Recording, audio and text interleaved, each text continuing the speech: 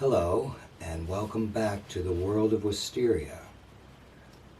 We will now conclude Chapter 6. So, this is Emily's explanation. Wysteria, Chapter 6, Part 3. Consider how a radio works. There are many stations broadcasting different signals all at the same time.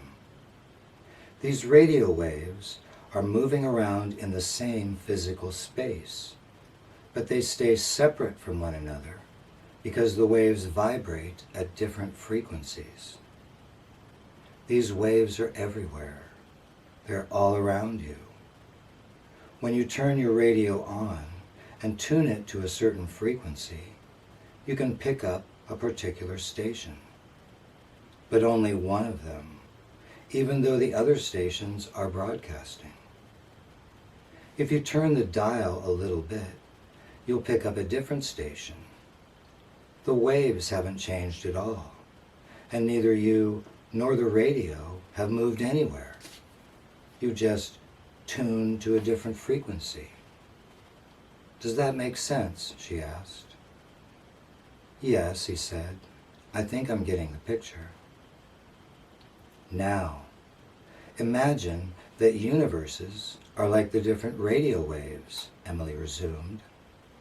They all exist together in the same space, but they vibrate at different frequencies, so they stay separate from each other. And you're like the radio. When you tune your mind to a specific frequency, you become aware of that universe. The others are still there. They didn't go anywhere, and you really didn't go anywhere either. You just changed the channel. It's not a bad analogy, she said. When you're awake, you're tuned to one station. When you fall asleep, it's as if the radio is off, or maybe it's on, but you're only hearing static. Then you tune into the dream channel, and here we are. Does that help answer your question? Yes, it does, he said, nodding his head. At least it's a way to conceptualize it. But if the dream universe is a place, not just thoughts in my head, then what is it made of? You say this world is real, that it has an independent existence, that it's here even when I'm not.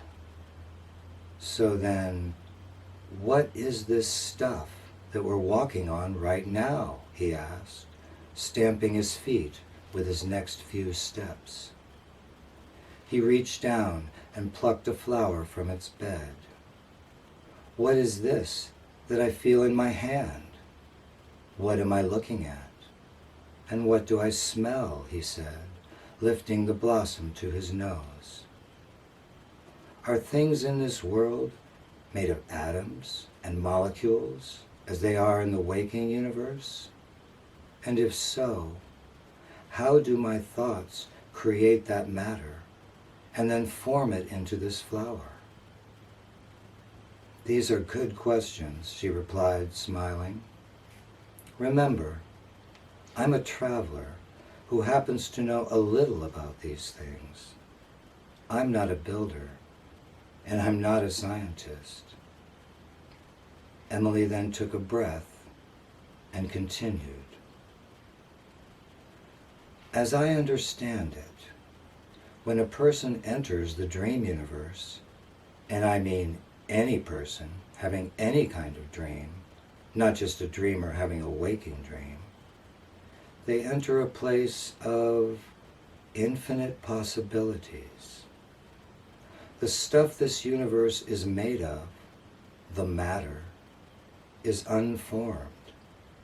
It doesn't have a shape, or, more precisely, it has every possible shape. It just hasn't decided which form to take yet. Then a mind enters.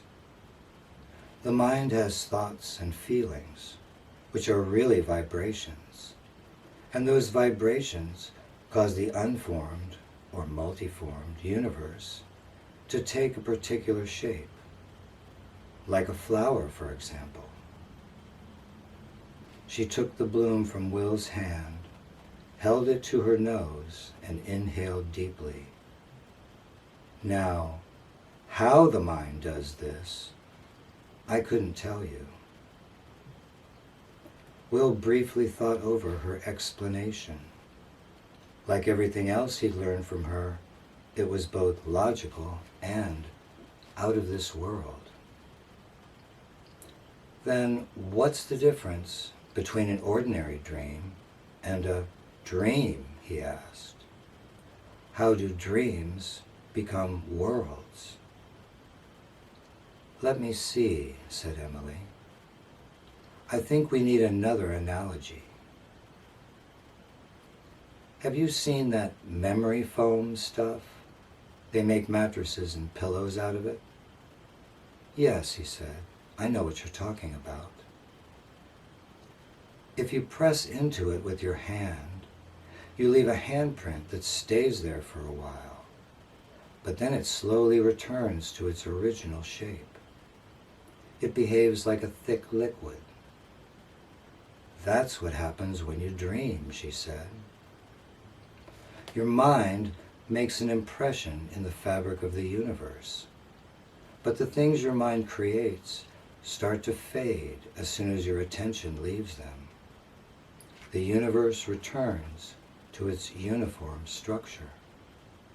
So, every night, you create a new but temporary scene, like a sandcastle on a beach that gets washed away when the tide rolls in. However, imagine that if you could press firmly enough, and if you held pressure on it long enough, the impression in the foam would become permanent, like a handprint made in concrete. That's how dream worlds are formed. Builders can change the liquid structure of the universe in such a way that the impressions solidify. Emily paused. Does that help? Yes, he said. In fact, it fits perfectly with my experience. At first, things were fuzzy and fluid. Then, once I stabilized them, they became clear and solid, and they stayed put. How did you figure it out so quickly? She asked. What do you mean? Will replied. Until I met you a few nights ago, I was convinced that all of this was an illusion, that my brain was just fooling itself into seeing things that weren't really there. I thought I had it figured out, but apparently I was way off.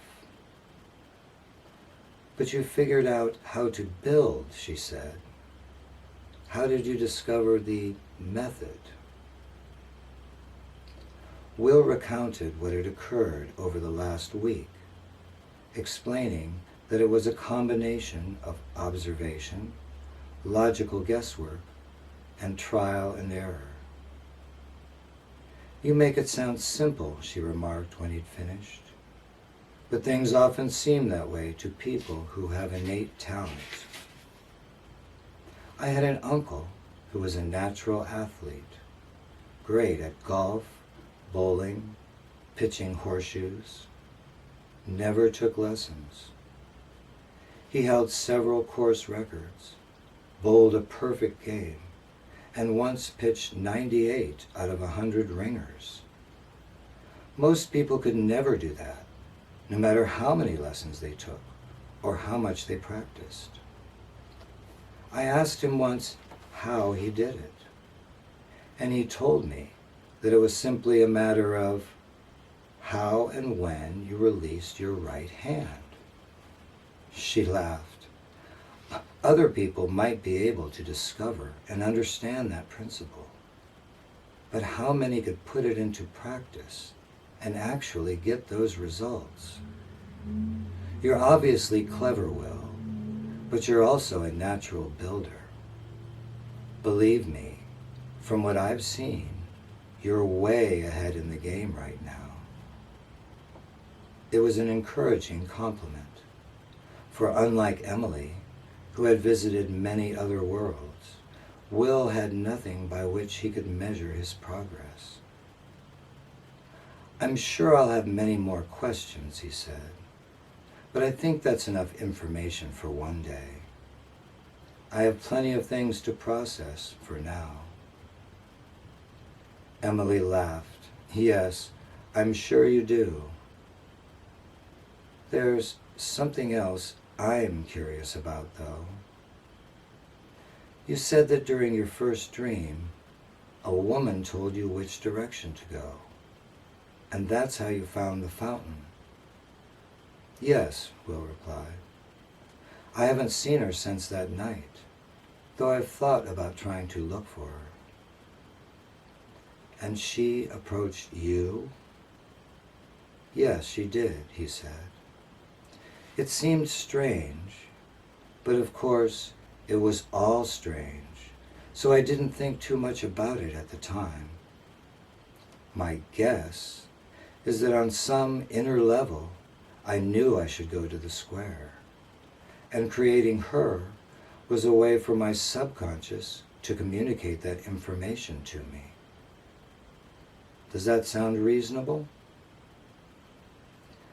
I don't know, she answered hesitantly. Maybe. Why are you asking? He inquired. Do you think she might be another traveler? It's possible, I suppose, but I doubt it. It may be as you say. It just makes me wonder.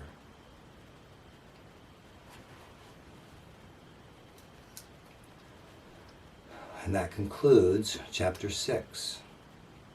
Thank you for joining me, and we will return shortly with Chapter 7.